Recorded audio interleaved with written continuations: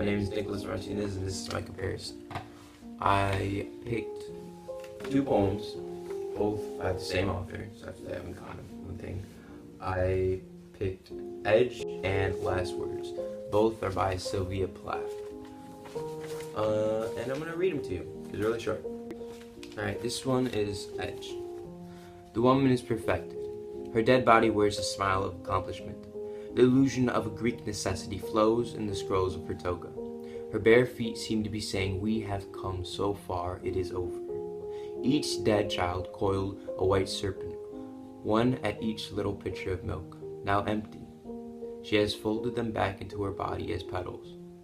Of a rose close when the garden stiffens and odors bleed from the sweet, deep throats of the night flower. The moon has nothing to be sad about, staring from her hood of bone. She is used to this sort of thing. Her blacks crackle and drag. This is Last Words. I do not want a plain box. I want a sarcophagus with tigery stripes and a face on it, round as the moon to stare up. I want to be looking at them when they come, picking among the dumb minerals, the roots. I see them already, the pale star distant faces. Now they are nothing. They're not even babies. I imagine them without fathers and mothers, like the first gods. They will wonder if I was important. I should sugar and preserve my days like fruit. My mirror is clouding over. A few more breaths, and it will reflect nothing at all. The flowers and the faces whiten to a sheet. I do not trust the spirit. It escapes like steam in dreams through mouth hole or eye hole. I can't stop it. One day, it won't come back. Things aren't like that. They stay their little particular lusters warmed by much handling. They almost purr.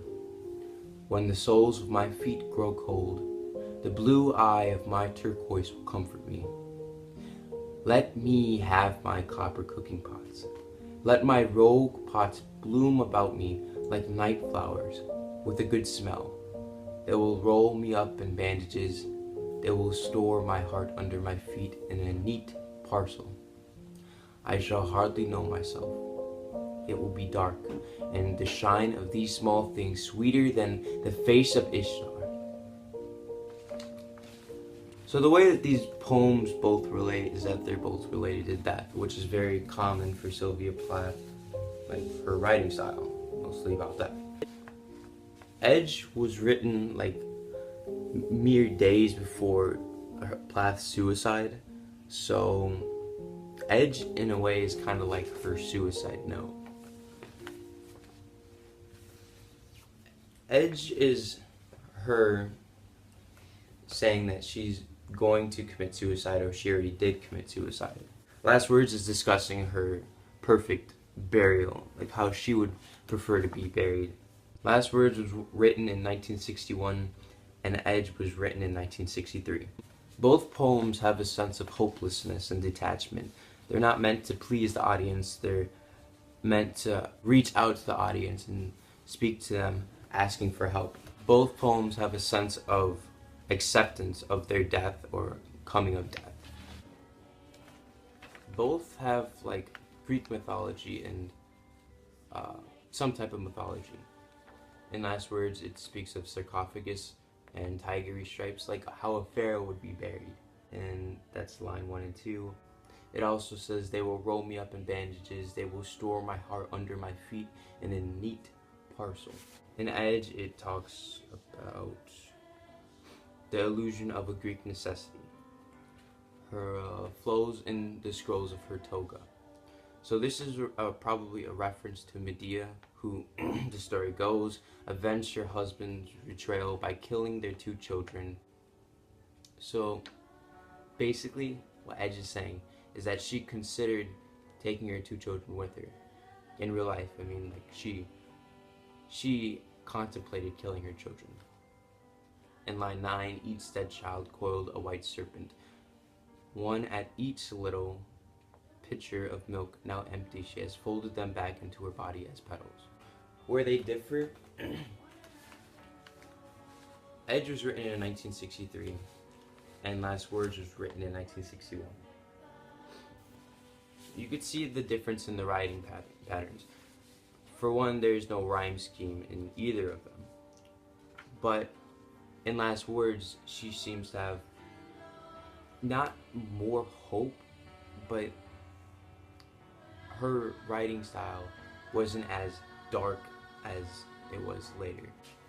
In Edge, she seems empty and lost and just at the end of a rope.